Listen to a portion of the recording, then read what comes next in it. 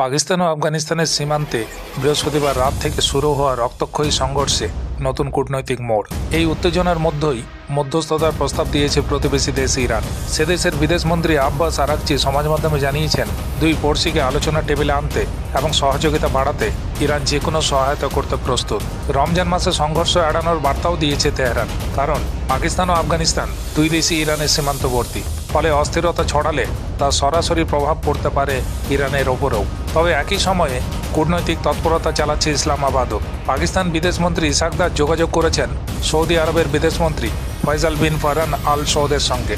উল্লেখযোগ্যভাবে গত বছর দুই দেশের মধ্যে কৌশলগত প্রতিরক্ষা চুক্তি স্বাক্ষরিত হয়েছিল, যেখানে তৃতীয় পক্ষের আগ্রাসনকে যৌথভাবে বিবেচনা করার কথা বলা আছে। ফলে প্রশ্ন উঠছে, আফগানিস্তানের সঙ্গে সংঘাতের প্রেক্ষিতে কি সেই চুক্তির দিকেই তাকিয়ে রয়েছে পাকিস্তান? ইতিমধ্যে দুপক্ষই পাল্টা হামলার দাবি করেছে, বহু হতাহতের আশঙ্কা। এই পরিস্থিতিতে ইরানের মধ্যস্থতা সফল হবে নাকি বৃহত্তর আঞ্চলিক শক্তিগুলিও জড়িয়ে পড়বে, সেটাই এখন দেখার। অবশ্য এ বিষয়ে আপনি কি মনে করেন? আপনার মতামত অবশ্যই কমেন্ট বক্সে জানান।